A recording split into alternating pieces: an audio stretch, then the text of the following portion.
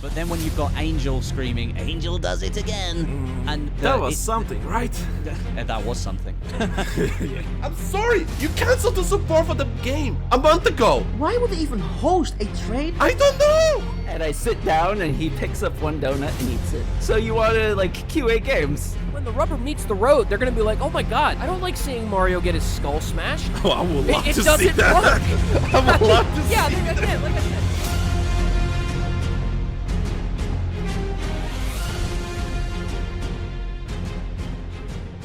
Ladies and gentlemen, welcome to BattlefieldOne Podcast, the best Battlefield-related podcast on the planet. We're the best, always been, always will be. Welcome. Winter offensive, more like winter offended. Ha ha ha. Ha ha. He's got himself some jokes today, ladies and gentlemen. Yeah, I was thinking about that for a while. So anyway, welcome to the BattlefieldOne Podcast. You didn't hurt yourself, did you? No. Welcome to BattlefieldOne Podcast. We talk about Battlefield, only Battlefield, and we're gonna talk about the Winter Offensive update, of course, because it was not good, obviously. Yeah, it's offensive, alright. I got offended by playing, but that's okay. In other news, there's some stuff happened with RedSec Elite Series being cancelled. The Game Awards, of course, the Game Awards are fake, but we'll talk about that quickly. And there's some interview from developer about Portal. So it might be a long show today. I don't know. We'll see. But we'll try to keep it as short as possible. Under an hour and a half. We'll try. And there's some movement stuff that people got pissed about, and then there's so many things that got. But anyway, yeah, we're gonna talk about all of that. And yeah, that's kind of the thing. So yeah. Oh, also, I'm Tom, also known as the Lanky Soldier. Welcome to the show. I'm being joined by my co-host Ray Edmunds. You know who we are, people. Nothing has changed. We are the exact same goofballs we have always been. For some reason he's French today, so I'm just gonna stick with that. So I'm in a very good mood right now. I'm not gonna spill the beans as to why I'm in a very good mood right now. That being said, everybody else will be in a good mood later on tomorrow, because we get what we need for everything tomorrow. So, keep an eye on my social I'm medias. not part of it because I'm not going to the country for that. No, you're not. Nah, we're not gonna fly you in for that shit. We will still send you the video, though. Yo, what's So Patreon- yeah, Patreon anybody money? For the Patreon ticket. money, yeah. For the ticket. So anybody in our Discord community, keep an eye out for a big special announcement tomorrow-ish, possibly Monday. Those Maybe keeping an eye on our it's Twitter not feeds. it's not really podcast related or anything, so maybe should not. Nah, it's personal stuff, but Yeah, those yeah. who are following along, those Yeah, interested, yeah. it'll be there. We're not gonna hang or hover on that any longer. That Anyway, being said, yeah, let's go to the show. Let's talk about Battlefield.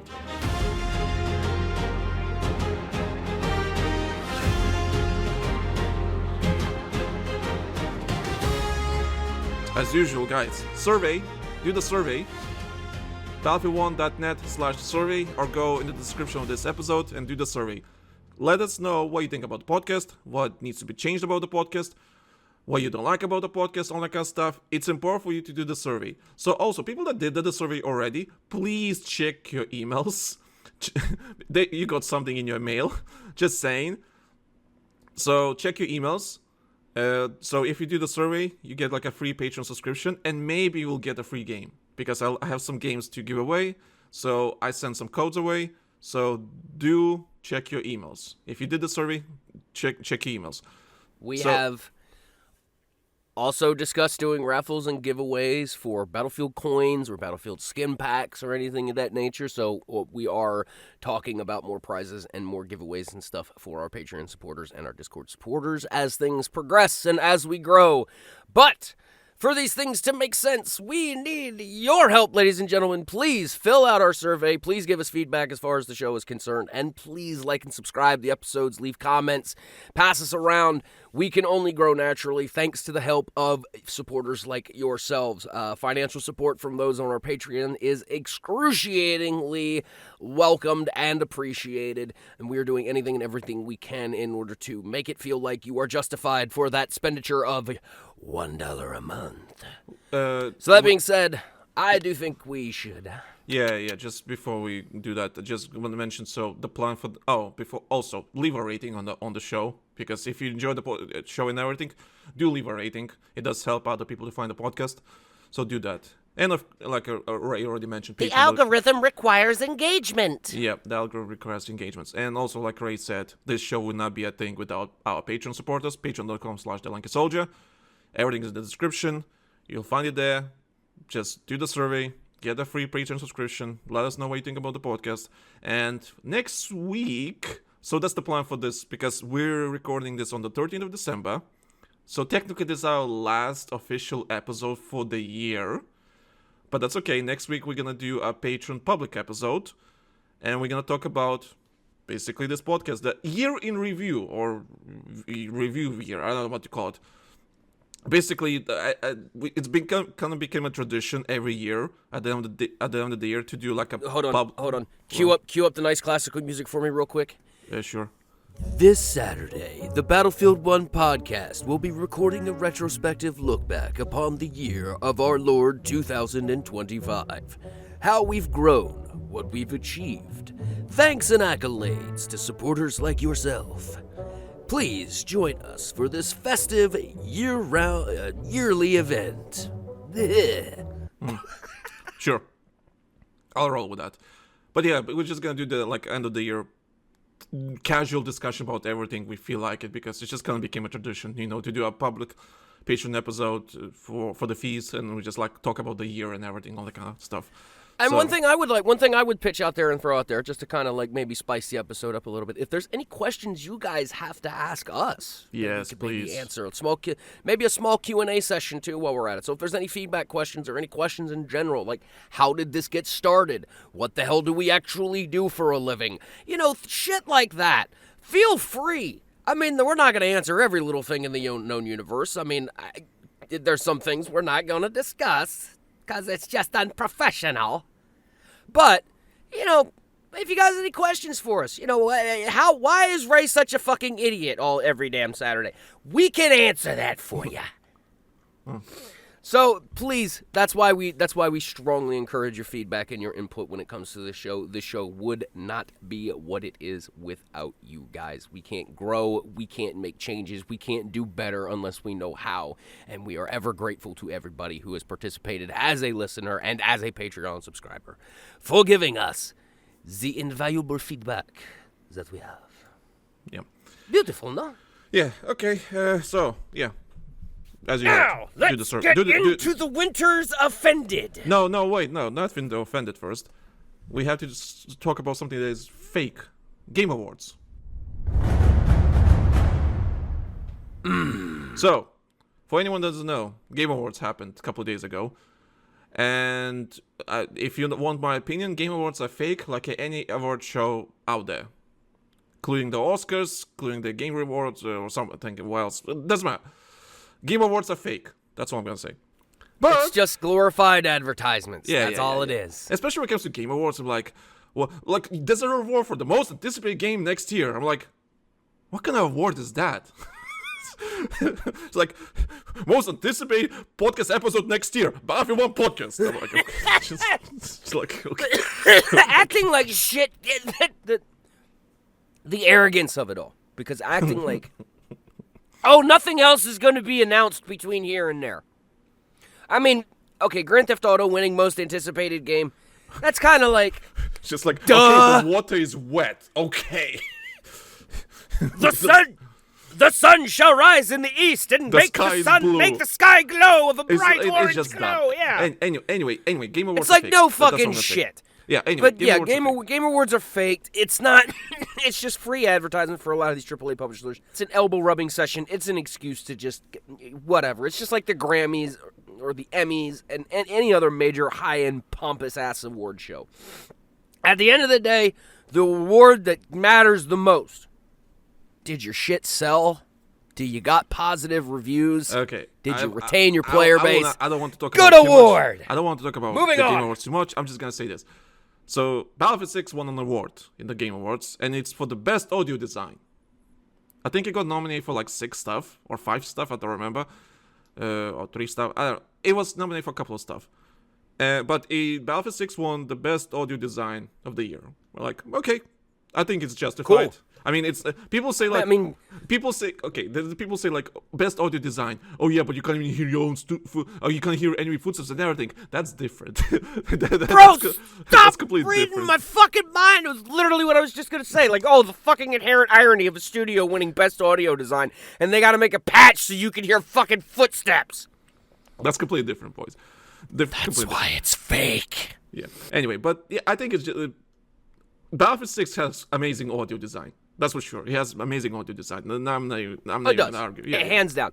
Yeah. Anyway, and also Battlefield Friends came back with a 30-second ad for RedSec, which was very funny. I think it was very funny. You know, Battlefield Friends is one of those things. Hold up. What? Wait a minute. Battlefield Friends was mentioned. We have to salute Thick 44. Oh yeah, of course. Yep. For audio listeners, we saluted. Yeah, RedSec. Battlefield Friends is that type of thing that even my girlfriend, who doesn't play Battlefield, she enjoys an episode of Battlefield Friends because they're funny. They're funny, you know? It's just campy, goofy, dumb. Yeah, it's just campy, goofy dumbness, and you know what? They've been great at it. They've earned their accolades. They've earned their place in this community, I'm glad to have had the chance in order to meet them when I did get the chance in order to meet them. I'm glad I had a chance in order to meet Thick. Granted, it was like 5 seconds. Hi, nice, great, love your show, cool. Off we went with our day, but I mean, it is what it is. I mean, this is how. I remember I did tell him like that because I met them originally in London for the Battlefield 1 reveal, I think, and so that's the first time I met them. Then second time we met them in LA, and I told him like, oh dude, the first time we met, I had no idea who the fuck are you. And I realized, oh, it was Neves and the friends and everything. I'm like, oh, Jesus. So I remember I told him, like, I had no idea who you were originally. And then, like, oh, you guys, Battlefield friends. I had no idea. So it was like a funny moment. Hey, don't feel too bad about it, buddy. We had no fucking clue who you were either. Yeah, exactly. Who gives a damn? Like, yeah, but that's happens. So when you know people online, right, and you meet in person, I'm like, who the fuck are you? I'm like, fuck knows, man. It's wild. I mean, not everybody interacts with each other like Tom and I do. So I mean, but it would be great to find out that they're listeners. That would be fucking wild. But hey, it's not the end of the world if they're not. I do listen to their podcast once in a while that they post on YouTube. It's like it's a. I don't enjoy everything they talk about. Half of it I don't understand because they talk about random shit. But it's just there for me to, like, when I'm making food or something like that. Just like, okay, I'll listen to something.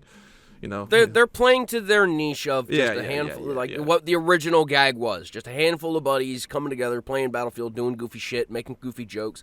I mean, that's what made their content so fucking great in the first place, was the fact that they replicated that feeling. You know, when you're in a 4-man squad and you guys are all we're all cracking jokes and having fun. I mean, it's a wonderful experience, and those who haven't had that experience, please God, seek that experience out at least once in your life. Play some Battlefield with a squad of 4 and just have fun. Just have fun. And you'd be amazed on how great the game is, and that's the beautiful, and that's the soul of it. And for them to capture it and put it in animated form and do it so damned well, I mean, fucking hats off to them. Always have been. I have always respected them for all this time for what they've been able to achieve with that content. Fucking love it. Yeah. I hope they continue. Yeah. So they appeared as an ad in Game Awards promoting RedSec, which is RedSec. Funny. Anyway, so moving on. Negative stuff now. I think the rest of the episode from now on will be negative stuff. So Ray doesn't really care about this, but I care, and it's actually a quite big PR thing. So RedSec Elite Series. So for anyone that doesn't know, RedSec Elite Series is basically a comparative event where, as their first inaugural tournament or whatever, it's basically a comparative Battlefield, right? That takes place in RedSec. So comparative Battlefield. And the way the format is basically Battle Royale, and the final is basically in Gauntlet. It's like all the Battle Royale is like the filters out all the best teams, and in the Gauntlet mode, you determine the winner, which I think kind of is exciting and all that kind of stuff. So anyway, comparative Battlefield, it exists. And the prize is $1 million, right? So for their first inaugural tournament, it's like, okay, we're not going to do any open qualifiers. Okay, so there's two ways. So there's Elite Series, with all the content creators, all that kind of stuff, or professional players. You know, it's a mixed bag. It's not only professional, amazing FPS games. I know FPS players. I noticed there's like a mix of a bit of everything, right? Because it's their first tournament, so I kind of get you kind of want maximum eyes on it, so you just kind of get as many people as you can when it comes to content creation, just to get more people and so on. But that's a different story for another day, not the point. Anyway, RedSec Elite Series was supposed to happen 3 days ago. It did not. And the open qualifiers was supposed to happening yesterday. So none of it, of course, happened. All of it got cancelled because the update just fucked up everything. So the update happened on Tuesday.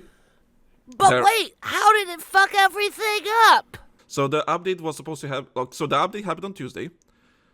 The first round match day was supposed to happening on Wednesday, and the open qualifiers was supposed to happen on Friday. And of course, all of it got cancelled because the game is bugged.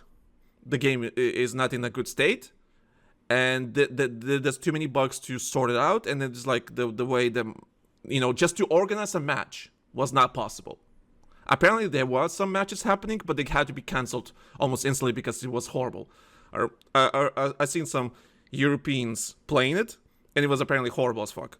The Australia region, that got cancelled straight up. Yeah, APAC never got anything. I read into what happened with APAC. Oh yeah, you saw that tweet too. I am pissed about it. Ooh.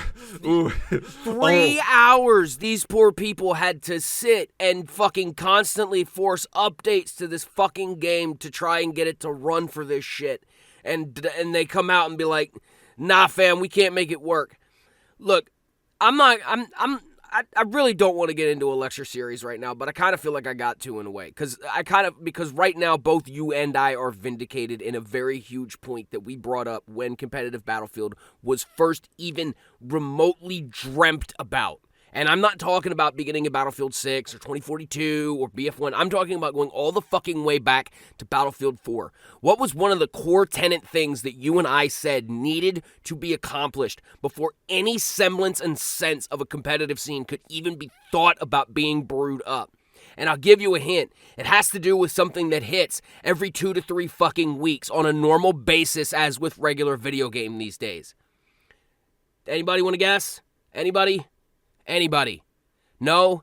Tweak patching. They need to get this fucking game to a point where they are done tweaking aiming, they're done tweaking bloom, they're done tweaking ballistics, time to kill, time to death, penetration, damage models, all of this shit. They needed to have this solidified. And the reason why I say that is one of the things that has been pissing me and a lot of players off about this game since launch. Okay? We got used to a specific way that this game played in the beta. We loved it. We said, okay, it needs a little bit of fine-tuning here or there, but nothing drastic. When we got it launch, was technically fucking drastically different from what we played in beta. On a lot of things, across the fucking scale. We got used to that. Then they put another patch out. Changed bloom, changed shooting, changed recoil, changed that. Now we've got a remuscle memory again. Now here we are again with the winter offensive patch. And now, a lot of people with certain guns now have to remuscle memory to play this fucking game and do it properly. And to be perfectly frank, it's getting to the point where I'm tired of it. And if I'm already fatigued of this shit, anybody who wants to play competitive should be fucking fatigued of it by now too. Okay, so that's one thing. There's so many things here that went wrong. There are a lot of factors, but that is the big fat one. Let's get one thing straight though. They did a massive fucking update to the game without clearly QAing or whatever the case may be. Clearly, I did that update a day before the actual event was supposed to happen. Granted, Battlefield Studios is the only studio that managed to fuck up this badly. Which we understand. We know this. Because it happened in Call of Duty 2. They did a fucking update during the event. I'm like, what the fuck, man? How? Why? Like, don't you guys in the same fucking umbrella of a company? You shouldn't know this? Like, did someone say like, oh shit, sorry, Warzone series of Warzone is happening right now, like the final, like I don't think we should push the update. No, fucking push it. Like, okay. Let's put this into context where it would make a lot more sense real quick, okay? Imagine a game of European football, okay? Because now let's just say, okay, halftime's come around, okay? And then all of a sudden FIFA goes, you know what? Let's change the type of grass that the field is made out of real quick while we're over halftime. And by some miracle of fucking science, they get it done. And instead of having, this specific type of grass that this field has always been, it's now AstroTurf. The game is going to play so much fucking wildly different because of that change alone. And that's exactly what what Battlefield Studios keeps doing right now as far as competitive goes. You guys want to play competitive. Cool. The problem being is your fucking sports arena has to be built, solidified, set in stone, and you can't fuck with it anymore at a certain point. At some point, we're all going to have to come together and go, this is it. This is it. We're not fucking with anything anymore, because for competitive to happen, we need to stop fucking with the game and get it to that point where we can say that happens before we can do competition so that shit like this doesn't happen. You are not only fucking the game up, you're fucking your image up, you're fucking anybody who wants to try and remotely play competitive up, because to be competitive, you have to practice. Well, to practice and be consistent with your practice conditions have to be consistent. And right now, the practice consistency is out the fucking window. Yeah, because this game was clearly clearly rushed. We're gonna have So basically, this my point goes at the end. So we've been talking about it 7 months ago before the game was announced. We're saying this game is not coming out later this year. It's coming out for 2026 spring.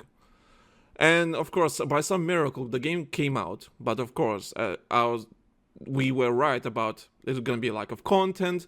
It's going to be very bare bones. And yes, in a sense, Battlefield 6 is extremely bare bones. Then I said it's a skeleton compared to other entries. Yeah, so, and then we go to RedSec. I personally think RedSec they should not released it now. They should have released it later. Okay, if Battlefield 6 already came out, okay, that's fine. But you can release RedSec a bit later. Release it February, March, right? It's fine. You can do it. Let's just say for terms of marketing and being able to get a good install reach, okay, I would say the earliest they should have looked to releasing RedSec is Christmas week. Sure. The reason being is because there's a lot of kids that get new hardware and shit. But again, Christmas would have been the earliest I would think would be the logical point to release. But it's not. Moving on. It's not important. Point is, the game was not supposed to come out this year, but it got released because someone did the crunching and with the numbers and everything. Okay, GTA is coming out this May. Call of Duty is coming this time around. Call of Duty is not doing too hot. Okay, we can compete. Asterisk it's not anymore. Okay, yes, Battlefield 6 is the best-selling game of the year. Sure, whatever. Like, okay, congratulations. You beat Call of Duty for the first time ever when Call of Duty is actually down. Okay, congratulations. But at the end of the day, in the long term, this is such a big PR disaster. Like, listen, $1 million tournament, right? You cancel it like hours before it's supposed to happen. It's such a bad PR. Granted, they came out and apologized, saying, okay, it's on us. I'm like, okay, Battlefield Studios, they did more than Activision could ever do with Warzone. So that's right. That's the thing. But anybody will tell you that you are only going to be able to get away with this shit so many times before everybody just says, you know what, fuck it, I'm not interested anymore. I'm not interested in constantly relearning shooting mechanics every 2 weeks because we just can't seem to get ADS and Bloom right and all the rest of this shit, which that is the big key thing. That needs to be solidified and done. For starters, make sure the game actually works, that you can organize fucking matches anytime with oh my god, make sure you can just get through the fucking UI. Exactly. So, we'll talk about that. But yeah, that's the point. Like, the whole RedSec Elite Series being cancelled is just really bad PR. And all of this... It's horrible. Of this goes back many, many months ago. This game was not supposed to come out this year. All the decisions you made back then finally lead you to the consequences that you did. Oh, look at that. Consequences of my decisions, right?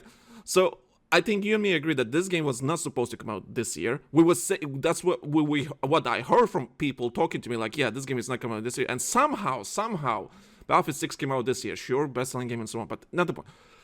Anyway, so RedSec Elite. And of course, people are going to listen to this thinking, and we're going to have a separate episode about compared to Battlefield, because that's a thing, that's supposed to be a thing. And I did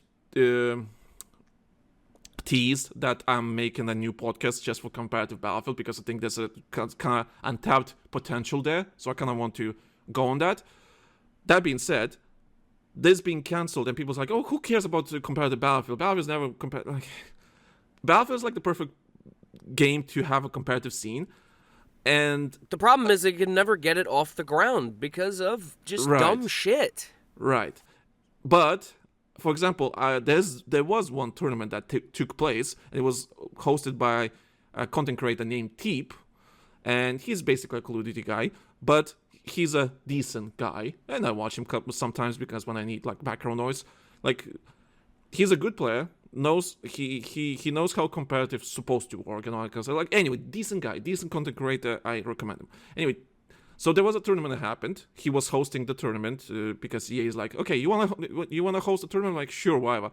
So the tournament happened a day before the update dropped, and it was basically 5 BR matches, 5 Battle Royale matches, and they had a scoring system that was supposed to have in Elite Series.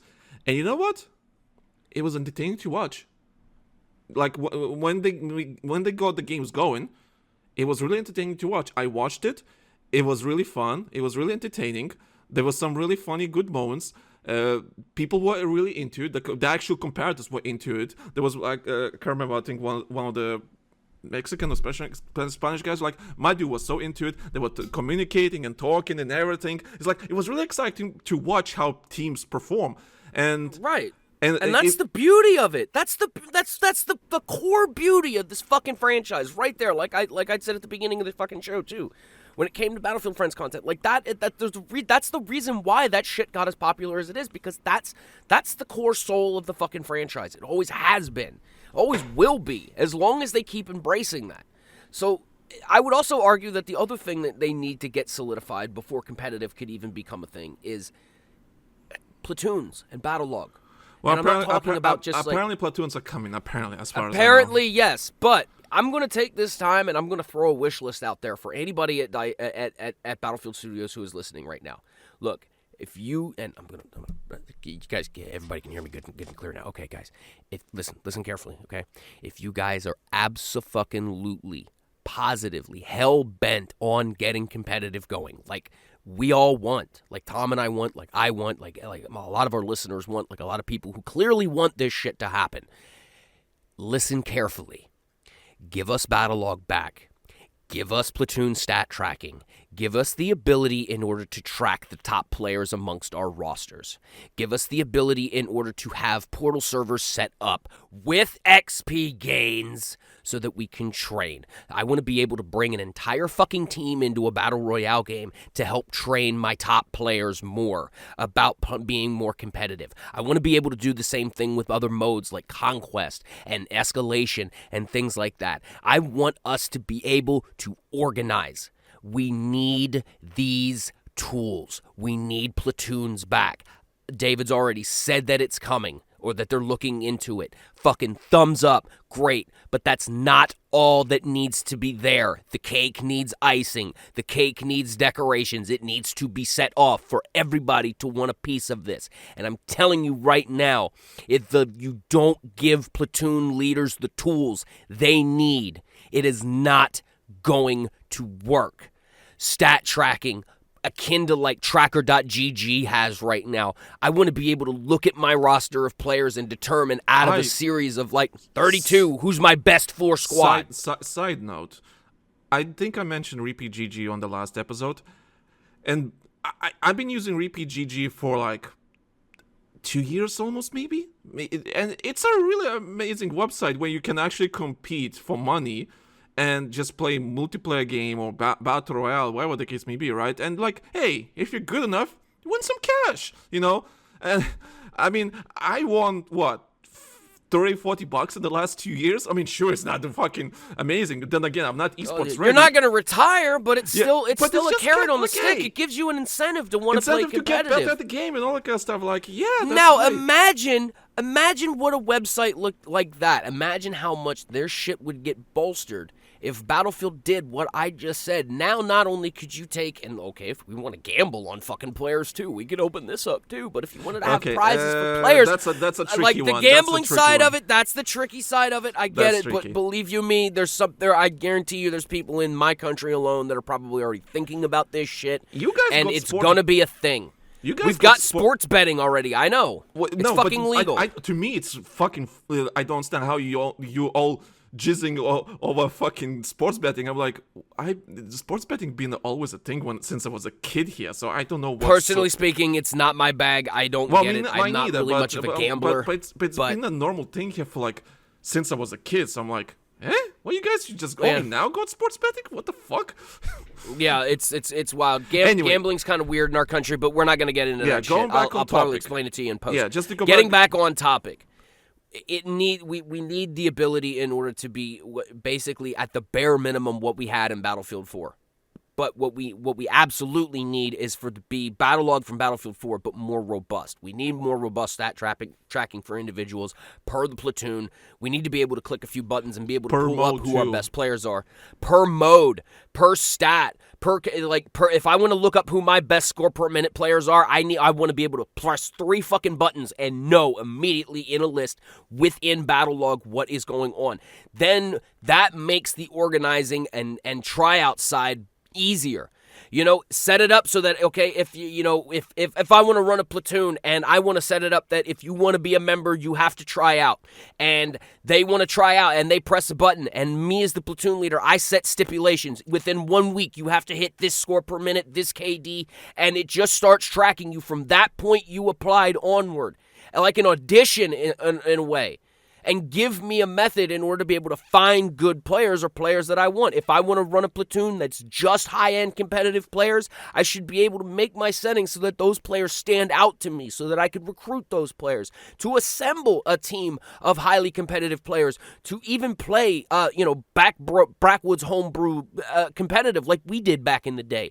If we can get that set, and settled, and we can get the shooting set and settled, and get those 2 bits of the foundation put and set in stone, and we all agree that it's done from this point onward, then competitive can actually start to be built on top of it. But as long as we keep fucking with these foundations here, or half of the foundation doesn't exist, trying to build the house on top of it at this point in time, to me personally, is an absolute waste of fucking time.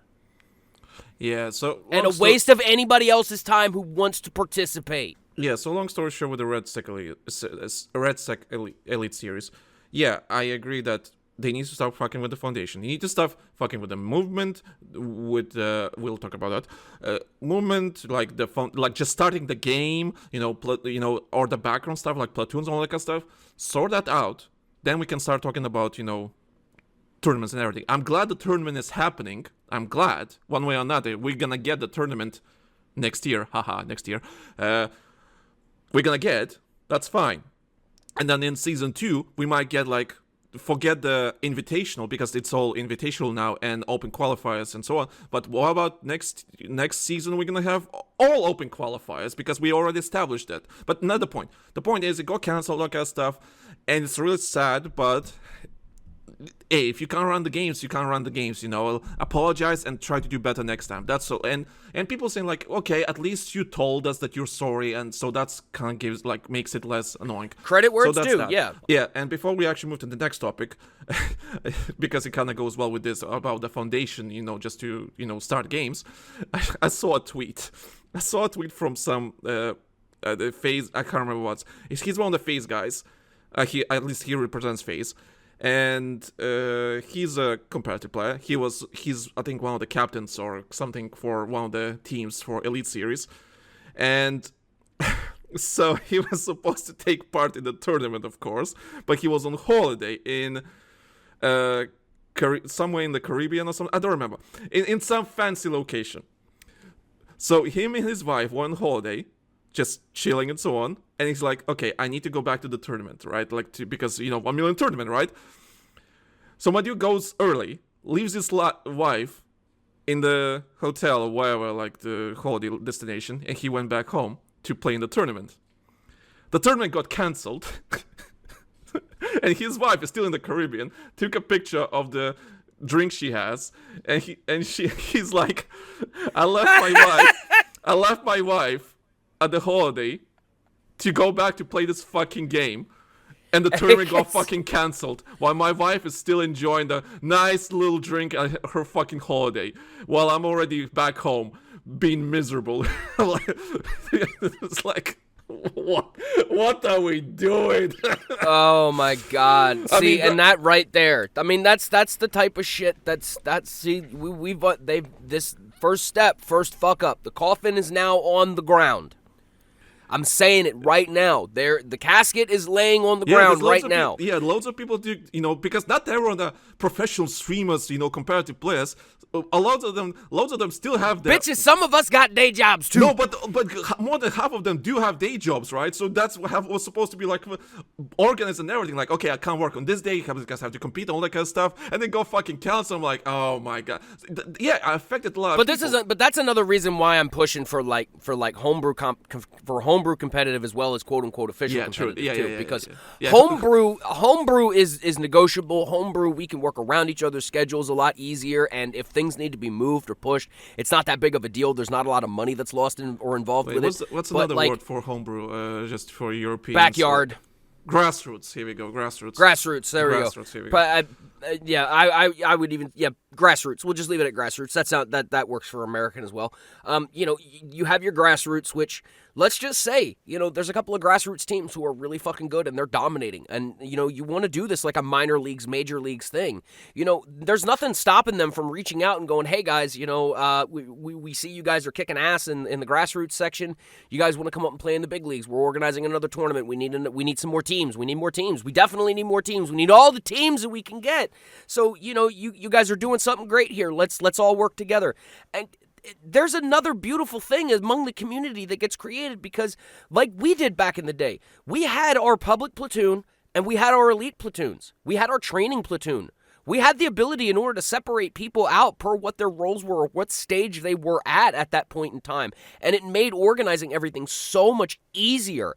It was so easy to be able to assign multiple commanding officers so that, there were other people who could be in charge of departments. Like we had people in charge of organizing the matches and reaching out to other teams and that were in charge of communicating with other teams. They were in charge of negotiating the matches. We had recruiters, people who were specifically recruiters who were playing constantly. They weren't the best players on our team, but they knew talent when they could see it, and they played a lot more often than anything. They could look for other players. Hey, I found this player. Let me get you.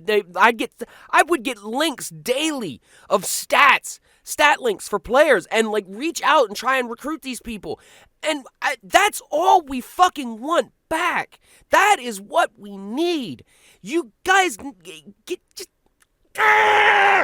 It's fucking infuriating right now. I am so infuriated and frustrated with this whole fucking thing. Yeah, so that tells you, because we've been talking about this for almost 20 minutes now, if not right. We want this shit so bad. So moving on to the next topic, just to save time, which is quite funny. So there was an interview with the developer from Ripple Effect, creative director Justin Vibi, I think that's how he pronounced his name, and it's basically it's from PC Gamer, and they asked him, "Hey, how's Portal doing?" All that kind of stuff. and my dude replies, being honest as fuck, not doing a good job it's not doing a good job right now. So Battlefield 6 Portal is not doing it's not doing well, and he was honest about how it's doing and everything. And you know what? We're not gonna talk about this for too long, because this is another topic for another day. This will take place after New Year's. But we can tie this into what we were talking about. But this goes back to the same fucking thing we just been having conversation for the last 20 minutes. It's like the foundation is not there for community experiences and all that kind of stuff. So I'm not gonna go through all this article and everything, but I'm just gonna quote what he said about Battlefield Portal. The people were phenomenal at stretching what we had to build to do some amazing things, but they had to work really hard. If I create an experience, I had to be online hosting that experience when people logged in, or they will not able to play. So there was almost zero chance for something to go viral. So he's talking about the Battlefield experiences you make in Portal and all that kind of stuff. We're not doing a good enough job right now we're not doing a good... The way I got you, buddy. I got you. It's so worded wrongly here. I'm like, I got you, buddy. What we're not doing a good enough job of right now is surfacing Portal experiences for the rest of the community to play. And there is actually one technical issue we've been waiting to fix in order to be able to do that, which is painful, right? I just want these community creations to be shared. I want them to go wide. And so I've just been checking in every day asking, is it done yet? Is it done yet? Because we really want to roll this stuff out because the creations are fantastic. That quote alone right there, that's screaming and saying, hey, you know, we're not promoting community stuff often enough. Portal has gotten a sour taste as far as the community goes right now, especially when it comes to the whole XP gain nonsense. Because let's be real, and I'm gonna say this one last fucking time. Does it really goddamn matter if somebody has an 8KD by, you know, getting bot farming? Because we clearly have the ability in order to differentiate and separate the stats.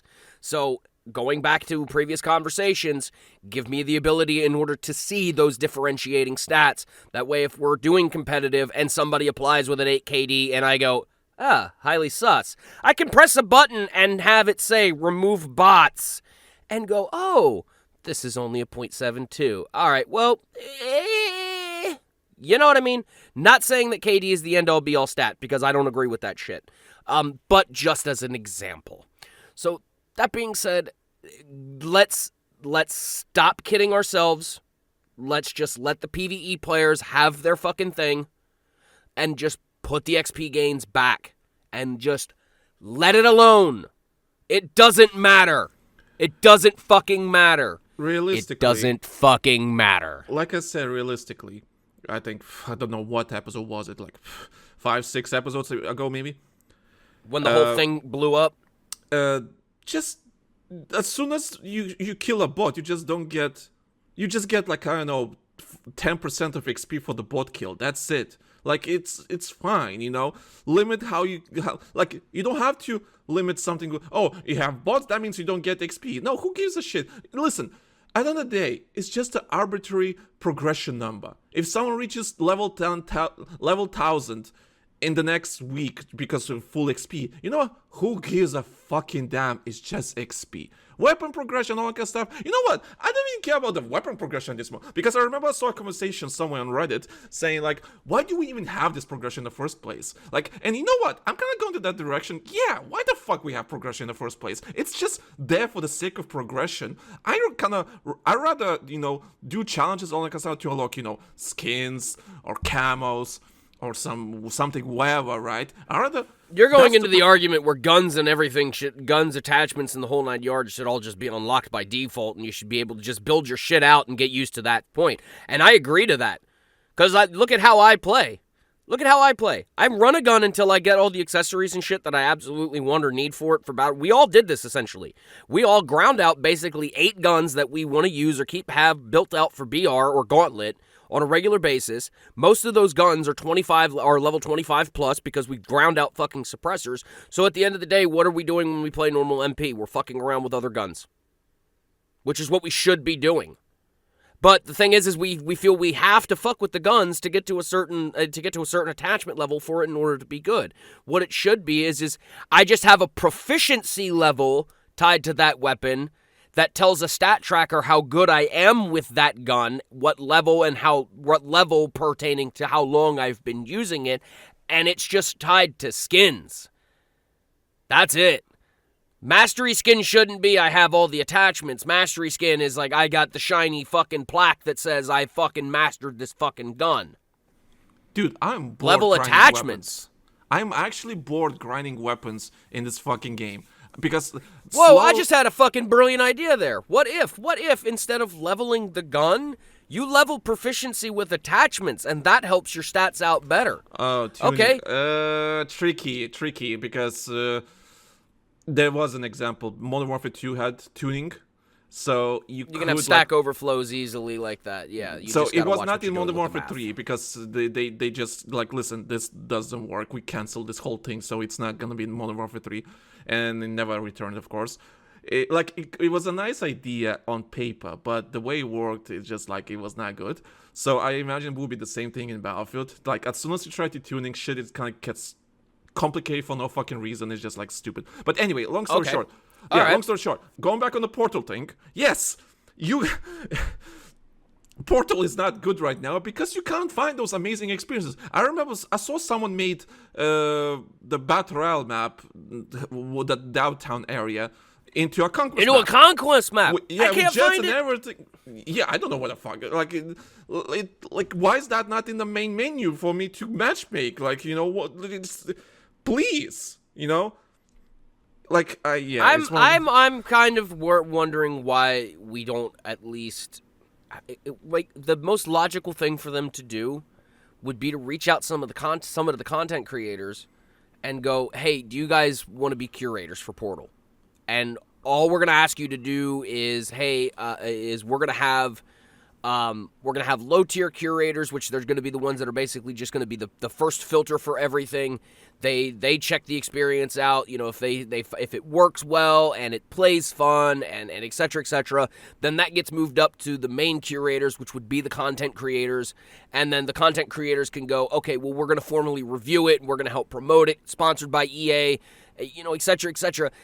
That's easy advertising, an easy-ass fucking way in order to do that. And you could have some of the videos linked in through your fucking UI. Since we insist on fucking link hooking in fucking UIs these days anyway, why not just fucking commit to it? Hey, check out fucking this week's Portal content curation with Danny on PC. Whatever. I mean, it doesn't even necessarily have to be Danny or Enders or fucking... I mean, Flack would be fucking perfect for it. Flack would be a great content creator in order to be a curator for fucking Portal. Because, I mean, you find the people who genuinely just have fun playing the fucking game. And that's all you need to look for in the Portal matches, is whether they're fucking fun or not. And then you have that snowball effect of easy promotion. But, my God, just the way they're handling this is just like, hey, guys, you either have this big-ass sandbox over here, and we're going to constantly yell about it in your face every fucking week, and we're going to constantly add new sand, and we're going to throw in new toys for you, and we're building a jungle gym over there as well. Or you could go play in that sandbox over there where you've still got to empty the bags of sand into the ground to make the sandbox, and this is the only time you're ever going to hear about it. Yep. What do you think people are going to fucking go for? Yeah, Portal has loads of problems, but yeah, I don't want to stay on Portal too long because it's another day for Apparently nobody does. It has promotional problems. Well, yeah. So yeah, RedSec Elite Series cancel for this year. Can't do Portal matches and can't promote it. Like, yeah, it's great. So, long story short, it's not looking great, you know, for so far. Moving on to the next thing that makes us fucking mad, so... Alright, Winter Offensive, like I said, more like Winter Offended, because this patch is quite something. Okay, before we continue, I just want to add some context. So last episode, when I was reading the patch notes, or telling you about the patch notes, I said they look really good. Patch notes look quite impressive. You can clearly tell this is an update that was supposed to drop before they go on holiday. So this is those patches, right? Like big chunky patch note, right? Like just add it to the game because we go on a holiday and this should be enough for us to, like, you know, have a holiday and, you know, go back to our families, all that kind of stuff, and then go back to work like next year, which is fine. It looked promising. The patch notes looked promising. Then the fucking patch drops, broke everything. Menu is fucking broken. There was like something specific that was really, really fucking broken that pissed me off. But the menu was the biggest offender. Oh, stutter. The stutter. There was stutter. I did not experience the stutter somehow. So I guess it was like specific to NVIDIA graphics cards or something like that, because I did not experience that. I know some people report that the hit rate is actually worse, even though I think it kind of became better. But there was something else that was not good in some shape or form. But anyway, the revives are fucking annoying, because you could, like, when you like casually could revive a player, in the beta or when the game came out, like you tap it, like you just a revive train, and that was lovely and great. Now you just have to look directly at the player, into his fucking soul, so you can revive him. It's like, what? Next patch, a mini game where you actually have to put the paddles in the right spot first. Oh jeez!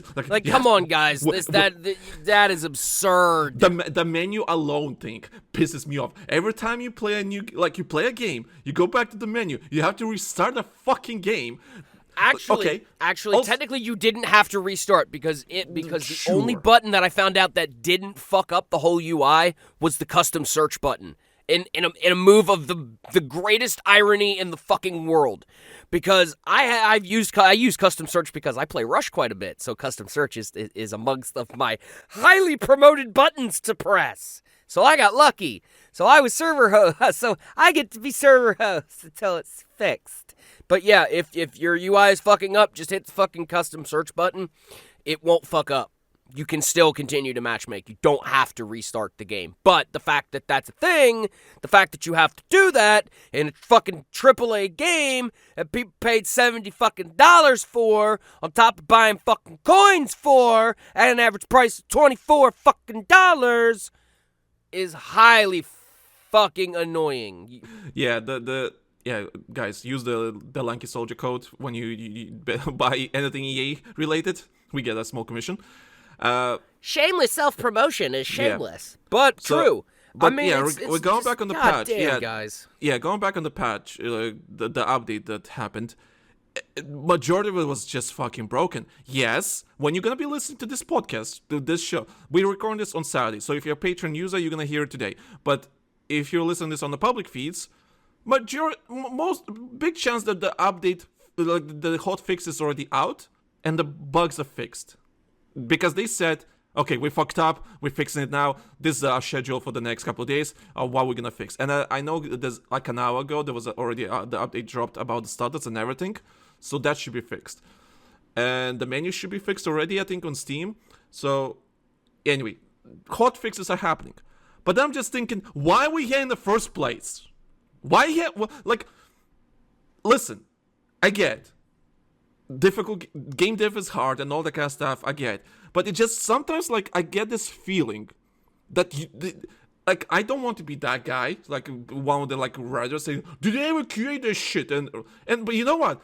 After many times with fucking game development in AAA studios, I'm like, yeah, I start to believe that conspiracy that they really don't QA shit. Like I get stuff happens. Complicate systems and all that kind of stuff. I get, but I'm like, what is happening there? That you just, like, how stuff like this happens? Like, I understand, it happens, but it happens on a regular basis. That's what pisses me off. That's what pisses me off. It happens on a regular basis, and it's skeezy. It's skeezy as fuck. But then I remember, because they don't want to pay the money in order to do the QA. And but I mean, this isn't just game development. This is across the fucking board and anything and everything that's made nowadays. Nobody wants to pay for QA anymore. No, but they want the consumer to do QA. But the consumer is the QA now. Look at this way. Let's go back to Battlefield 4. Let's go back when Battlefield 4 CTE was a thing. Yes, we had some bugs when the update got dropped and all kind of stuff. Once in a while, yeah, there was something, but it was nothing game-breaking, right? At least nothing. You could just play the game. Retail was never at a point where they had to restart their fucking game just to change match modes. Before CTE maybe, but after CTE, about community test environment back in the day, everything that was tested on community test environment then got applied to retail. And retail usually was smooth because all the bugs that they managed to test in community test environment kind of got ironed out before the game, the update got released. And they were doing like a retail update every 3 months, I think, every 2 months, if I remember correctly, because there was like a summer patch, there was a winter patch, there was like an autumn patch. Yeah, and But it usually fell out around when they made the big map patches and everything too, because the maps were being tested at the same time. Yeah. I mean, so it was the process was very rigorous. Right. My point is that back then we were able to test those things in community test environment, and the retail usually was in a good state. Usually, sure, there were some bugs, but that's unavoidable. But that's There's fine. some outlying circumstances, and we understand There was some that. I rough mean, we edges, remember too. But it was working. It was working. And now we're in this era of video game developments that, yeah, I get live service and everything. You have to release patches as soon as possible. You have to update the game and all that kind of stuff. I get. But at the same time, you would imagine after, 5 years now of live service games, you would imagine studios would learn their lessons, like maybe prioritize, optimize their like workload or whatever the case may be, just to be like release patches that are on We a get good into state. this fight all the time. To me, it seems it always boils down to just a basic breakdown of fucking fundamentals. Just just workflow fundamentals, and it baffles me how this shit can snowball so bad. But I firmly believe it starts with upper management. It starts with the higher ups that just want the product out there. They don't want to spend the money on quality assurance, because why spend money and pay people to do quality assurance when I can still sell the product for fucking $70 and So they'll you tell me mentioned what's wrong something. with it anyway? Okay, you mentioned something, but I want to finish this point quickly. So the reason why I was talking about community test environment is because we have Battlefield Labs. Why Battlefield? Okay, so the Battlefield Labs came back. They tested the patch a week before it dropped on retail.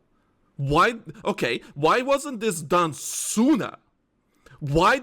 You have labs. You want to tell me you can't just drop a build for people to test and they're okay, something gets leaked.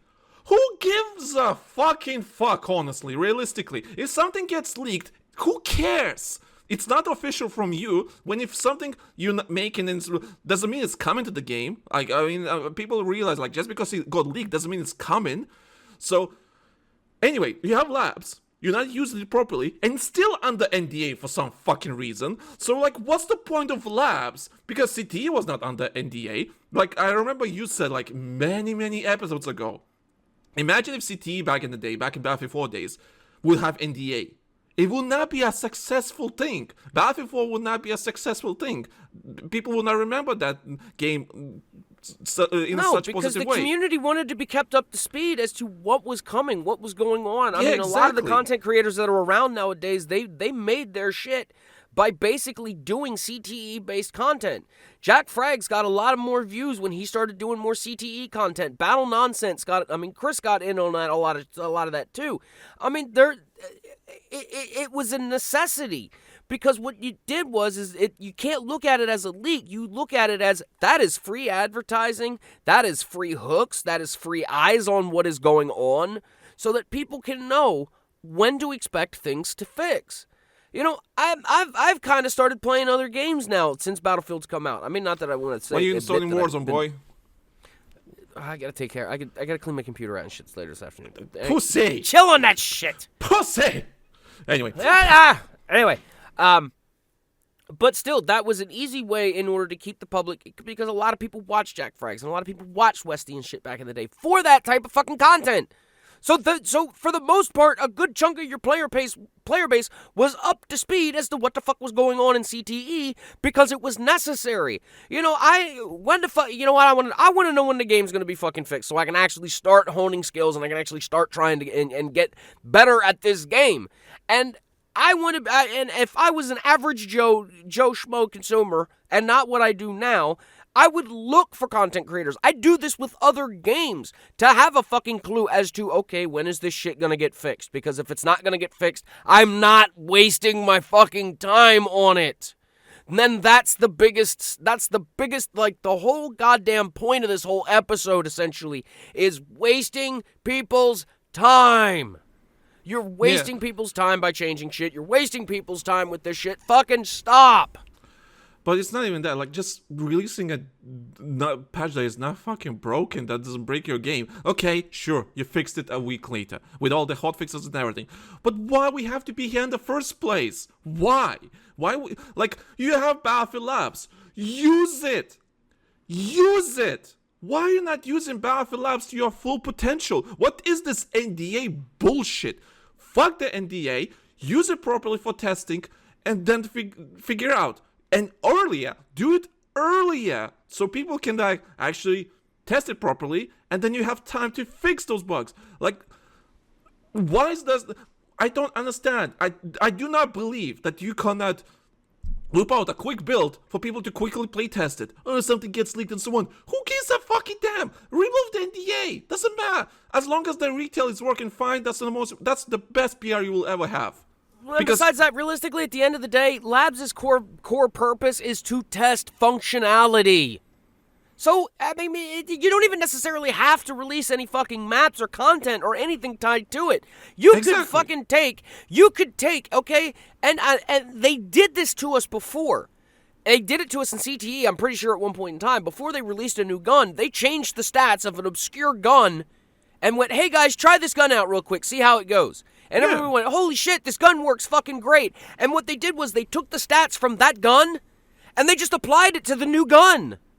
And nobody fucking realized it. Nobody knew. You could do this type of shit in creative ways in order to figure out things to apply down the road and do it in ways where the community has no fucking clue what it is you're doing. Yeah, you're running the risk of a couple of smart people figuring it out. Yeah, oh fucking well. Wow, they're testing things in interesting ways in order to try and make sure that shit's consistent. Great, cool. But again, at the end of the day, for all of this shit to fucking work, the workflow fundamentals that I personally see all the time, how this shit could fucking happen, that needs to be addressed. The communication between studios, the fucking baseline standards. It feels like those just don't exist.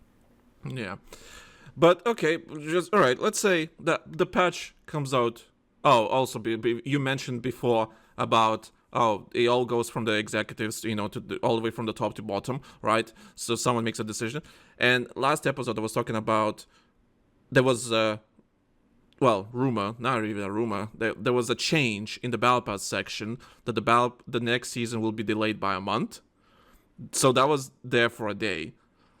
So they changed the end date in the game from 20th of January to 15th of February. Didn't they walk that back already, though? They did, a day later. A day later, they changed it back to the original date. And I was thinking, okay, stuff like this doesn't happen just because. That means someone made a decision. It went up to multiple approvals to make that decision to change something in the game like this. Like, yeah. Because it's a date. You can't just play around with it. If it's official, right? So someone went through multiple approvals to change the date. So that means they need to, whatever they're working on, they need a month, a whole ass month, which is not looking great. A day later, that month got reverted back to the original end date, which is the 20th of January.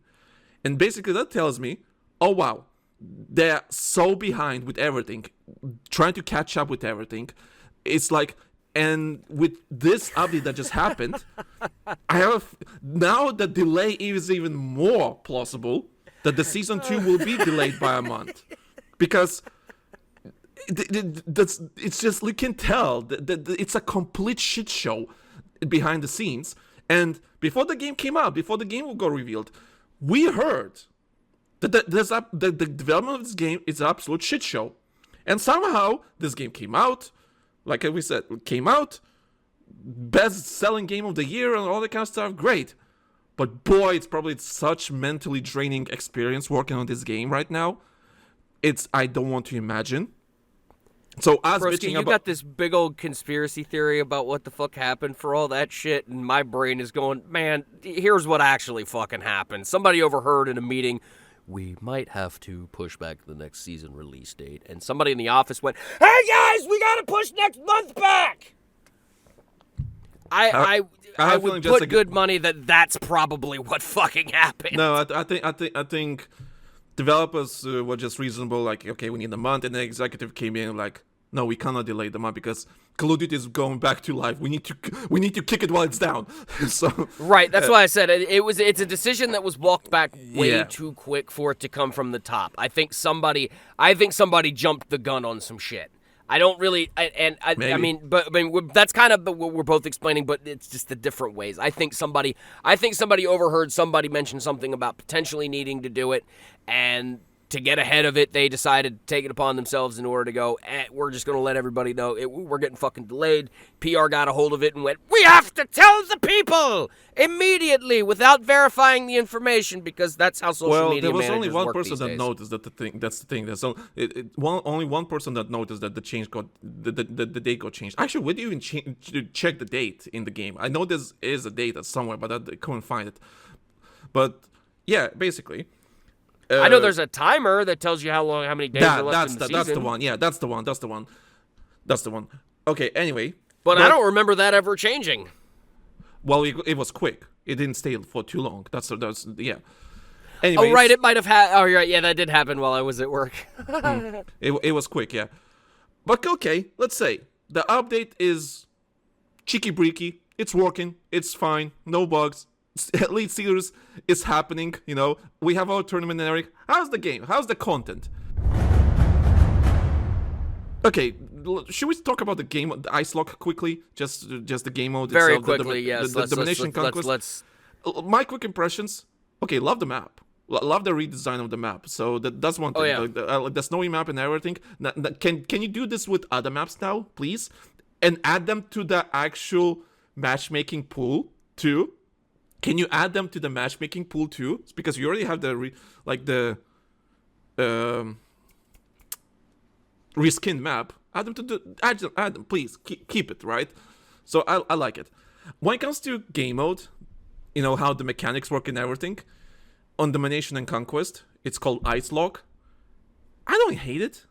It's fine. I don't mind it. It's much better than last, was it 2-3 weeks ago? I was going to say, do you find it better than Sabotage? I find it better than Sabotage, yes. I think it's but a bit not more by fun. much.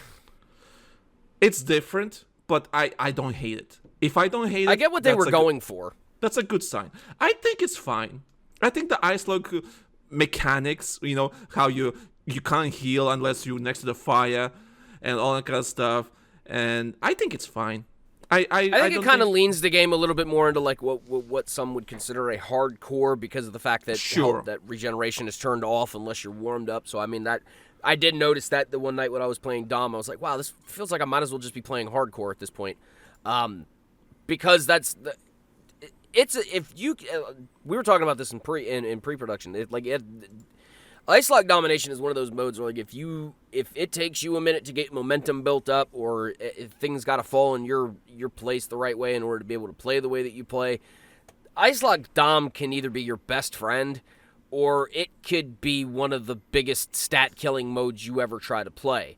Because in your brain, you're used to playing normal, where especially if you're playing support or something like that, and you see a med bag out in the field, you're thinking, I can immediately start regenerating my health after I take this guy down. I can put myself in cover, regen real quick, and put my back to cover, and if somebody starts shooting at me, I've at least got a fighting chance in order to be able to survive the gunfight.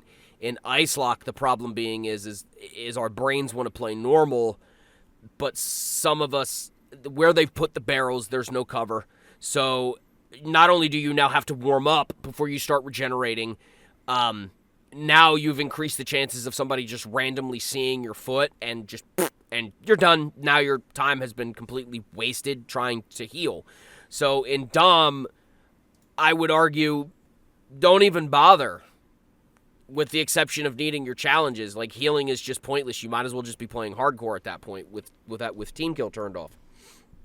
Now the Conquest version, because it's more open and you have a higher chance of, like, getting away from conflicts and gunfights and shit, so that you could go camp a hobo barrel, I find that to be a lot better.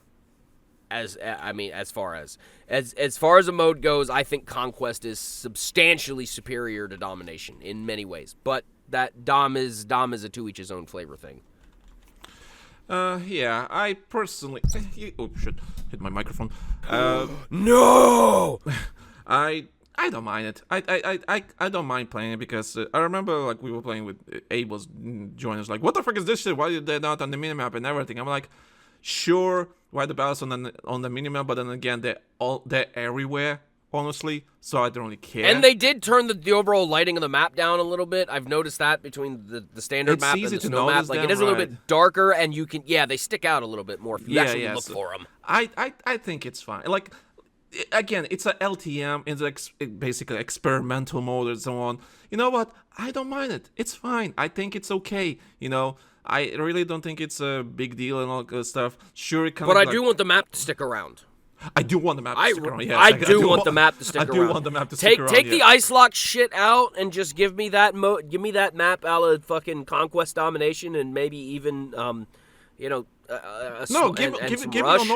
Give me all the regular modes the map is in right now. Just add it to the loophole as like just a reskin. Like just add both. Is there a rush for that map? Yes, Oh. Wasn't that good? I know what I'm doing tonight. No, Rush was not good on that map, trust me. We talked about it. We talked because remember we had a conversation. Oh, it's a rip of the non-snow one too. So it's ass in the non-snow one. So it's ass in the snow one. Is that right? Is that what you're gonna? No. Oh, that's what you mean. No. I mean the actual map, the actual Empire State map. Regardless if it's a snow map or not, it's the Rush itself is not good on that map. Regardless because Breakthrough starts from the riverside and Rush starts from the highway, like the so it's not good. I remember it was in the beta too. It's like it was not good, especially the last sector. It's just horrible. Anyway, Blah. Yeah. What else was there added with the there was a new. There's the new melee weapon, which I haven't unlocked yet because the challenges are fucking stupid. Oh my god. I haven't unlocked it either, but it's just but dude, broskies, that's it. We gotta link up tonight and finish these fucking winter challenges so I can actually play this game again. You can do it next I still gotta win one more match of that stupid domination shit. Oh, that's fine. We can do it. Yeah, we can do it. But this new challenges coming Tuesday anyway, so it's fine. Not for the fucking winter shit. Those are locked for the 2 weeks. The weeklies will reset. I gotta finish up with those two. But you do know you get more points in the weeklies, right?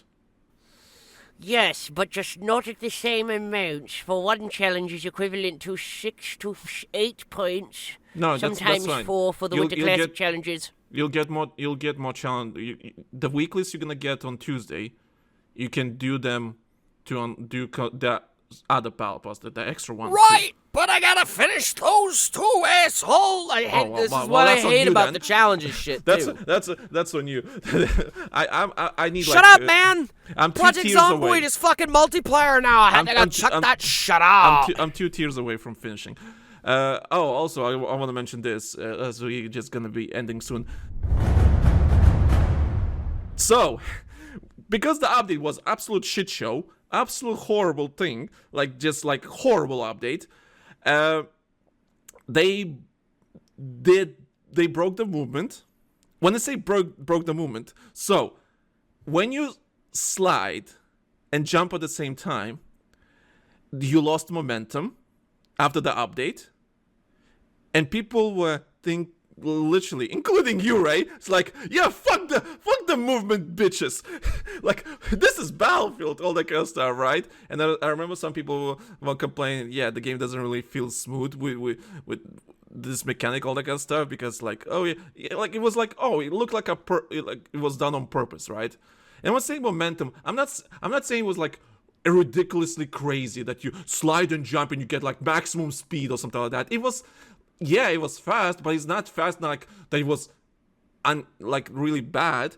It's more the problem looked really bad in some cases, mostly because of the desync or the hit reg, all that kind of stuff. So if you aim, you can kill that player just easily. That's fine. If you know he's coming around the corner doing that, you can kill him easily. But of course, average Battlefield player is just a garbage player. I'm sorry, but that's the truth. So that got, fucked over, and like people think, yeah, fuck the movement players, right? This is Battlefield. Then a day or two later, they said, "Oh, sorry, that was a bug, boys and girls. We're back to the regular momentum that we used to have before the update." And Reddit lost it. Ray, I'm not kidding. I saw a dad with 3 children going his knees at Costco, reading this passage. Just okay, I'm joking, but people lost their mind. Like, what do you mean this is a bug? This is horrible. Why Battlefield has to be like Call of Duty? Nothing about it is like Call of Duty. I'm sorry, nothing about it is crazy. Also, the change between the update and pre-update and after update was not that different. Nothing changed.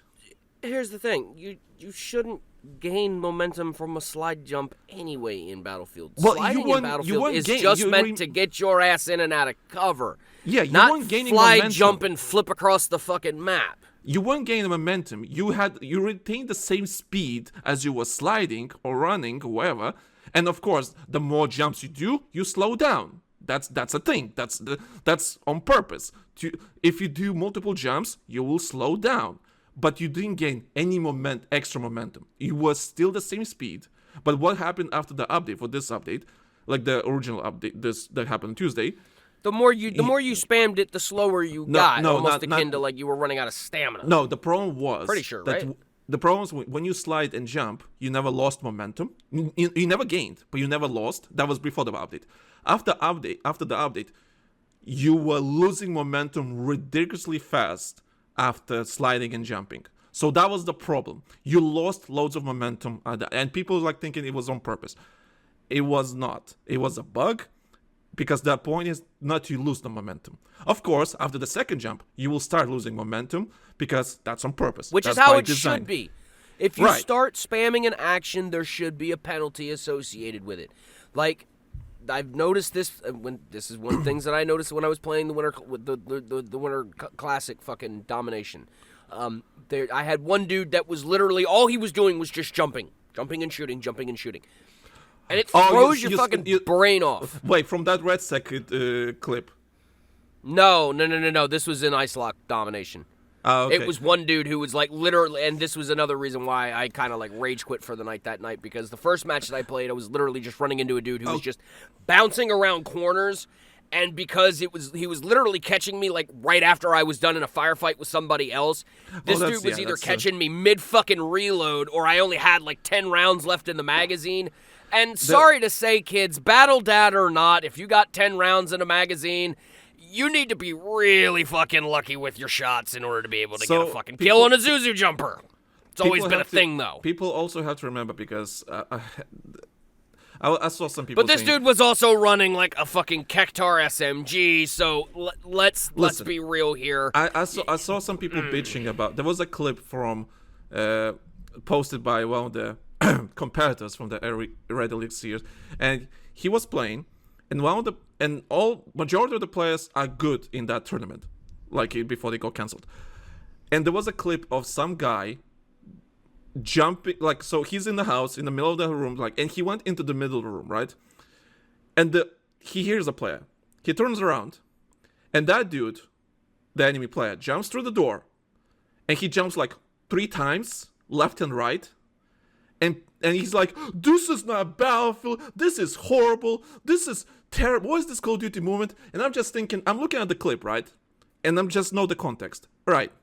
1, you're in the middle of the room with no cover. 2, you hear the player, so you already know he's coming.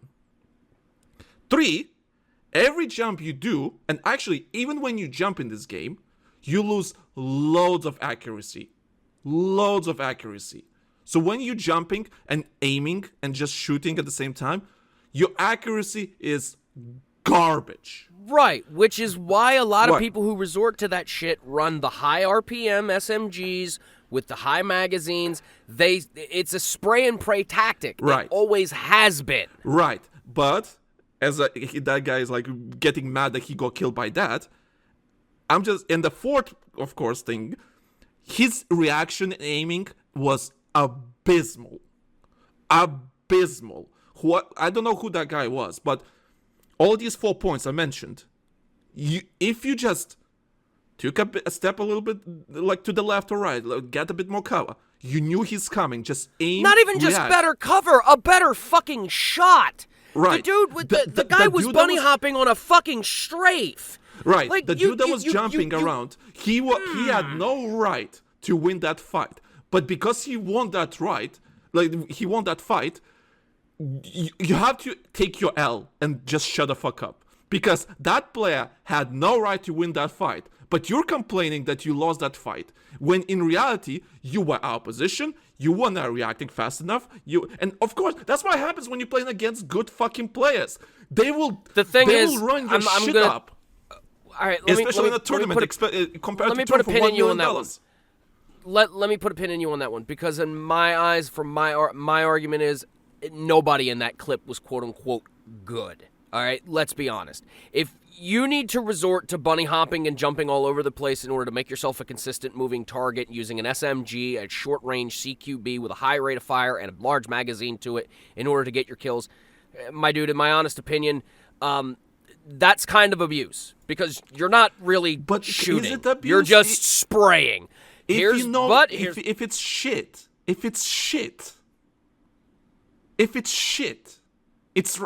you rather go around the corner and shoot them than jumping around. I But look at because that he scenario lost- and I look at it this way. Here's where it would have been even fucking funnier, and where I would have been like, yeah, the Battle Dad guy POV player was definitely like the worst of the whole group. If the other squad would have just straight up taken 2 steps into that fucking room, because clearly they knew the guy was in the fucking corner, because that dude jumped in the door looking at the guy in the corner. So they already had his fucking position. Yeah. You didn't even really need to jump. You walked in with a fucking SMG. You had the clearest fucking headshot in the world. You could have just dumped half the magazine into his fucking face, and that's it. Game over. Done. The jumping wasn't even necessary. What the thing is about the consistent jumping is it's, I got to make myself a moving target so I can make my target empty their magazine to force them into a reload so I can get away with that quick mag dump instead of just aiming and fucking shooting. So that is why I will sit here and say with the position that everybody in that clip is bad. No, none of that shit in that clip is pro MLG level shit. Anybody good with point-and-click adventures and point-and-click shooting would have just fucking leveled that guy. And even fucking aim assist abusers would have gotten that guy immediately just stepping into the fucking room. My position. End of story. Wait, I want to show you that clip. I really want to show you, because I've seen it multiple times. I know what clip you're talking about. I know exactly what clip you're talking about. The guy that was playing. Yeah, RedSec the one, the garage. He was sitting there. Yes, I'm yes. pretty sure there was a fucking MCOM in there as well. Yeah, I know exactly what clip you're talking about. No, nobody in that clip is good. Wait, It was a safer. It was something. It was like a locker or something along the wall. Sorry, I linked my comment in there, but yeah, that comment. No, it was RedSec. Anyway, so yeah, that guy's reaction was absolute garbage. Aim was all over the place, and listen. Oh no, this is a different clip. No, Yeah, wait, hold up. Is it the same? No, this is the same clip. Yeah, it's this clip. Yeah, this clip. Yeah, Right. that dude knew where he was. He watched him go in that fucking room. That guy That got dude shit was on. cooked I'm sorry. regardless. I'm sorry. You got shit on and just take the L. Get better. I'm That- sorry. I'm that sorry. I will you- not accept anything else, because what happens when good players play the game? You Right, know? but what I'm saying is again, that none of that is fucking good. The fact that they felt the need Nah, that I they had disagree to on like all that. lightning jump in there like that, like I just said, they knew where he was. They knew clearly, because again, as soon as that player came through that fucking doorway, that barrel was on that dude, and you can see it. They knew he was there. Same gun, same scenario, same everything. You could have just taken 2 steps in, popped the fucking guy, and been done and over with it. And I've done it. Period. If you got that high rate of fire SMG with that high magazine in it, just go for the fucking head like a normal human being does. Now, it's the strafe jumping that pisses me off. The straight on jumping is easy to combat because you just let recoil do its thing and you'll get a headshot easily. It's not fucking hard to counter this shit. The thing is, just be a bit better. That jumping player will not kill you. I don't see that again. I don't see that as a scenario as everybody was bad. That dude was that dude's target was fucking hit as soon as he left that stairwell. They knew where he was. That wasn't just a matter of being a bad player, because being spotted doesn't necessarily mean that you're bad. That doesn't necessarily mean that you're bad. Of course not. It doesn't. No. It just means that in that scenario, in that situation, somebody else got the drop on you as far as luck goes. And in my eyes, luck does not equate skill. Circumstances do not equate skill. Well, and no skills were exercised in that fucking video other than target acquired, beeline towards it to go shoot. No, the guy and jumping, that was it. No, the guy jumping showed skill. With the disadvantages he had, he still won the fight. What disadvantage? He knew where the guy was in the garage. Immediately. He killed him. He knew.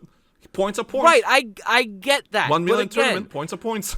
Hunting a target and catching them on surprise. If both of you are caught on surprise and you win the firefight, in the end of the day, that relies down to snap skill. But if you are chasing down a target from where you essentially probably started from the air, because you did see a helicopter in the air there, so let's presume that those were his fellow squad mates, and the guy in the house got spotted.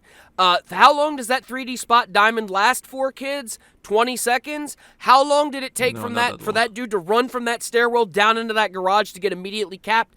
5 fucking seconds. The dude got 3D spotted, chased into a garage, end of fucking story. That's not skills. That is, I see that guy, and I go, I made it hard for him to hit me, end of story. But the dude that died complaining about the jumping. I'm sorry, you got shit on. That's it. Take the L, get better, move on. Move on. You were done before you even got to that garage.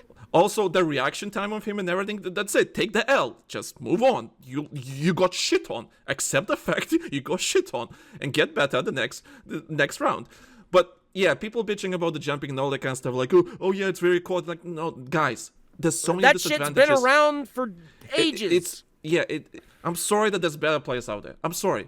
But at the same time, if you want to make the game exciting and interesting to watch for comparative or just to play, you don't want a game with no skill gap, because if there's no skill gap, you're not gonna play the game for too long, because what's the point playing, honestly, if you don't want to get better at the game? Can I ask an honest to God question? Yeah, go on. Can I ask an honest to God question?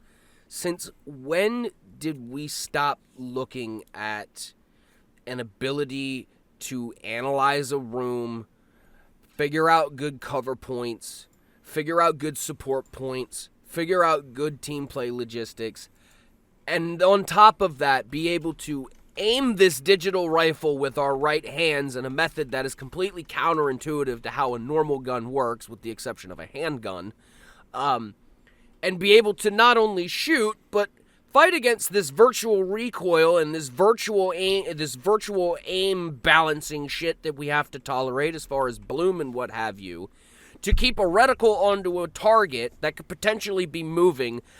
Since when did we stop saying that those are skills, I ask? Right there's all of that is a skill gap, kids. I haven't even mentioned the fact of moving and jumping and moving in of itself, but I mean, that falls into movement and position, does it not? It's all a fucking skill gap. Yeah, but at the same all time, of it. I mean, it's gonna be another conversation for another day, but that is indeed another philosophical argument for another day. But a point I still raise for everybody to sit and kind of stew on. Since when did we stop looking at the basics of what is needed to actually play these fucking games in the first place? Considered no longer a skill. It is a skill. It's a skill.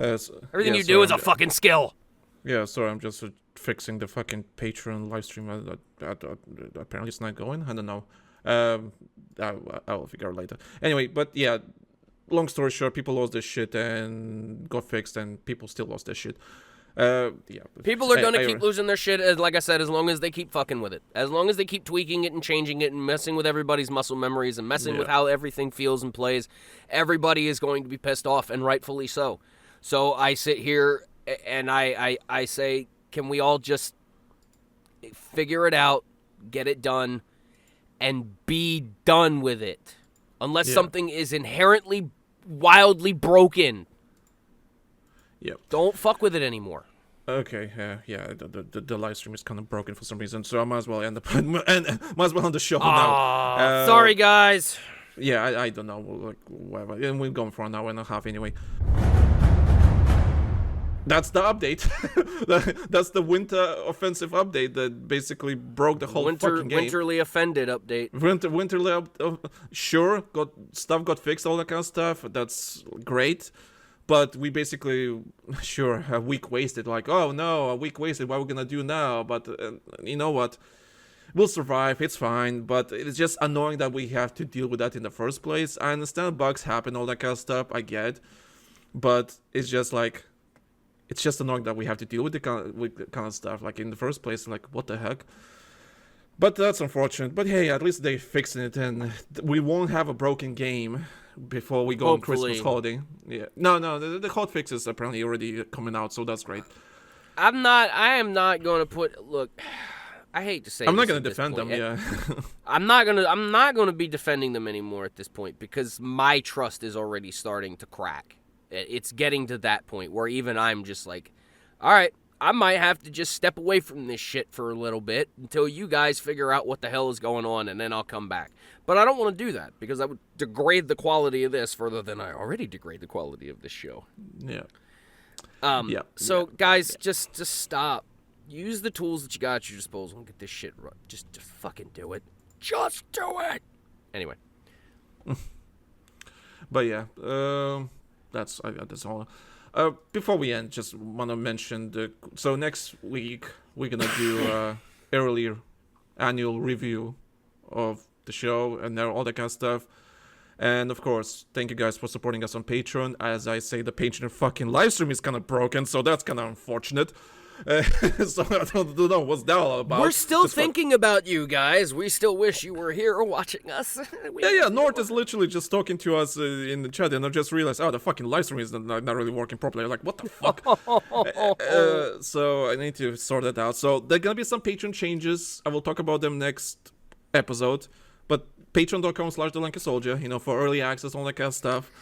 For getting exclusive content and all that stuff. But yeah, it's just like, thank you guys for your support. It's been a magical year for sure. Really magical year for, our growth. Just you guys joining on our Discord, joining the Patreon, just talking to us, chilling with us, doing whatever. It's lovely. Thank you so much. It's really, there's some nice positive changes coming to Patreon. Well, I will talk about, and I think we kind of need to encourage more people to join the Patreon, but I'm not gonna force everyone to you have to join Patreon for this. Like, no, we must pay monies.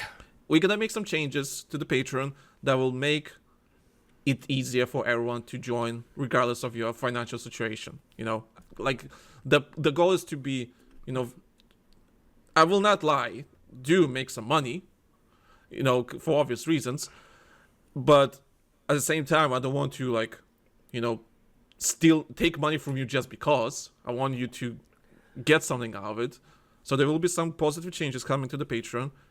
That we already did some changes back, was it August or something like that? I can't remember. It was now even before that. We did some changes that were really positive, and people joined because of that. So we're gonna do more changes now. So hopefully more people will join. And all that kind of stuff. So that's and great. we do talk behind the scenes. We do toss ideas around as far as extra content and giving you guys more value for what you do give us for your Patreon support. Because I know that's one thing that Tom and I have been kind of feeling like there's a lot of lacking thereof. Even though the lowest tier is $1 right now, we still feel like we're literally not giving enough. We're not giving enough for that $1. So that $1 is literally losing me money, honestly. So, unironically, it's literally losing me money. Right. So in terms of business speaking, what we kind of need to do is we've got to figure out what's going to be a low end tier that's not going to be hurting us. So we don't want to be hurting, but at the same time, we don't want to be charging you guys $20 a month for the dumbest shit we could come up with. Yeah. Everything that we think of as far as giving you guys extra Patreon content, Tom and I are discussing that shit like it's nuclear war plans. Like, we're going over Literally, every angle of it, how we could potentially produce it, what we would need to even be able to do it. I mean, I'm not gonna say any of like what we've talked about, but we've had some great ideas, and then there's just some times where those great ideas end up going, well, okay, well, how the hell are we gonna execute this? And things around us change, and now we have to question that, and then now the idea gets pinned. So I mean, we're working behind the scenes as much as we possibly can. We could use volunteer help. I mean, I wouldn't fucking say no to anybody who would, help you out as far as like editing and shit goes. I mean, even technical engineers, anybody who wants to contribute their time in order to help the show get better, that's always would be greatly appreciated. Just nobody's ever stepped forward in order to offer that. But again, we want to give you guys more value for your money. We don't want to change our lowest tier to like $5 a month just because the dollar tier is bleeding us. But we want to make sure that, okay, if we're going to charge you that extra $4 as far as the base tier goes, we want to give you that $4 worth, even if it's just another extra show or anything like that. But we'd have to figure that out.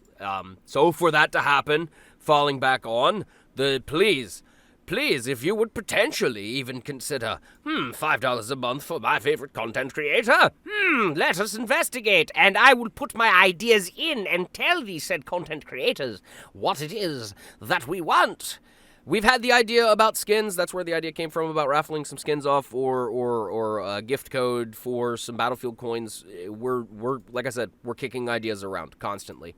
But you guys could help us out. So please, as we segue into our outro, like and subscribe. We appreciate everybody who has supported us over the years and supports us still. We appreciate all of our Patreon supporters, no matter how much money you throw at us on a monthly basis. We thoroughly enjoy doing this show for you. We sure thoroughly enjoy spending our time doing this. Let's how we are acting and carrying ourselves some days. Not say opposite of that.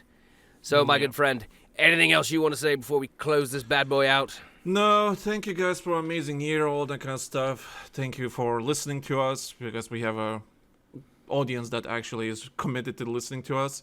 And I'm so sorry for the Patreon users right now. I don't know what's happening with the live stream. I don't know. So thank you for the behind the scenes. Kind of broke at the end. Other than that, yeah, thank you guys for listening. We'll see you guys on the next one. We'll do our Patreon public episode next week.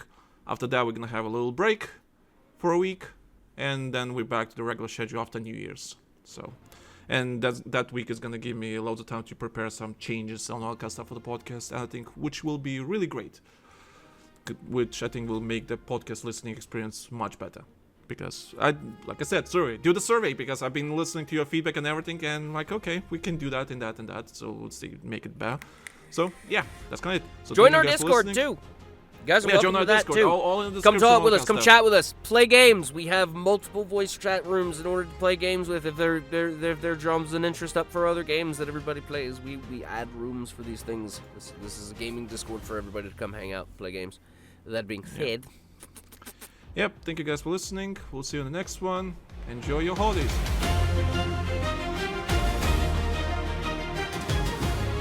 It's time to tell you all about our amazing Patreon that is helping us keep the show going. Patreon.com/TheLankySoldier. But yeah, episode 47. You paid for this. I'm sorry.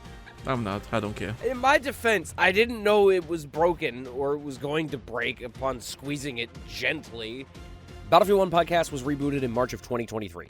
We learned a lot of lessons from our previous shows that consisted of 41 episodes, and we've been building amazing foundations for the future with this current show. There's a reason why we're the best Battlefield-related podcast available on Spotify and anywhere else. We've also had the honor of being listened to by DICE, Ripple Effect, and other developers as well. Now, we want to share even more with you through our Patreon. And I've never seen her, so I will be like crying and yelling. And I will not be the same person I am right now. Yeah, I don't think I'm ready for that kind of emotion. I know we're emotionally close and everything, but I don't think we're that emotionally close. Yeah, that will be an experience of its own. We want to thank everyone that has joined as a free member or subscribed to our Patreon in the last year. The support is greatly appreciated, always was, and always will be. It's amazing, and it only motivates us to continue with our Battlefield journey. By simply becoming a free member or even subscribing to any paid tier, you're not only supporting the show, but you're also getting a lot of content back in return. Right, because Call of Duty gets so annoying sometimes, I actually got so desperate I installed League of Legends again. Oh my god. The perks of any tier is you'll get ad-free early access to all of our future episodes. You can already listen to the previous episodes ads-free as well, simply by being a free member. There's no more waiting, no more interruptions, just pure unfiltered Battlefield content straight to your ear holes, from our mouth holes, and anywhere else. You know, it's amazing, isn't it? The only reason why CTE did as well as it did back in the day, guys, is because it wasn't locked down to secrecy. Those that couldn't participate were still able to see what was going on. That's the point that I'm getting at right now. We're also giving you a behind-the-scenes look at what goes into making the Battlefield 1 podcast or any other content we produce, from planning sessions to recording mistakes and everything in between. You'll get an insider's perspective on how we bring each episode to life pretty much from start to finish. And the reason why I'm saying I'm sorry. Yeah, it's your fault. It's all Ray. my fault. It's all your fault, Ray. You ruined the whole show. We need to cancel it again. Again. Just gotta can it for another 8 months again. Just appear out of nowhere with Yeah, we need to different set cancel of it again. colors. Ray, what the fuck did you do? And that's only Battlefield. We're also offering access to our exclusive Patreon podcast series, Live Gaming Gathering. This is a show where friends and special guests get together and talk about everything from the video game industry to movies and whatever else is on our minds at that particular time. With more than 40 episodes already available, there's hours upon hours of content for you to listen to. All right, I think we need to move on because we've been kind of on this subject for about the last 15 minutes now. Yeah. We got a couple of things in order. Are you feeling better now? Let this Yes, team off. Yeah, you got that I off do your feel chest. I do feel better. Oh no, wait, one more thing. For example, Angela. okay. No, we were in I'm not discussion. going to mention any names. Trust me, these are some of the most fun and amazing conversations we have ever had on the show. Because it's just us being us, relaxed and actually having fun. Almost like you're sitting alongside us with the conversation. Yeah. So the reaction from the Fortnite community is like, okay, every time we see a Cybertruck in the server, it's our mission to drop everything we're doing and send that player back to the lobby. We also believe in keeping our patrons informed, so we post monthly recaps to let you know what you probably missed during last month's episode, and we're making sure that you're not missing anything important. Just recently, we opened a brand new Discord server where people can talk to each other and get all of the latest updates about our content or the Lanky Soldier channel. Find the link in the description of this episode or at our Patreon. No subscription needed. You are as a You player. have been measured. Yeah. Yeah, you've been measured. Because we're confident that you'll love the content we're creating, we're offering a free trial that you can use at any time. We believe we're making good content that will make you stay, and we would not be offering free trials if we didn't think so. I've seen a lot of people like literally get excited, like, you know what? This looks very familiar, clearly ripped from somewhere, but damn it, that looks good. So, if you want to support the show and get all of these amazing extras, head on over to patreon.com/TheLankySoldier. Your support means the world to us and helps us keep delivering the content that you enjoy. Thank you for being part of the Battlefield community, and thank you for being a part of our community, and we look forward to seeing you on our Patreon. Now, let's get back to the show.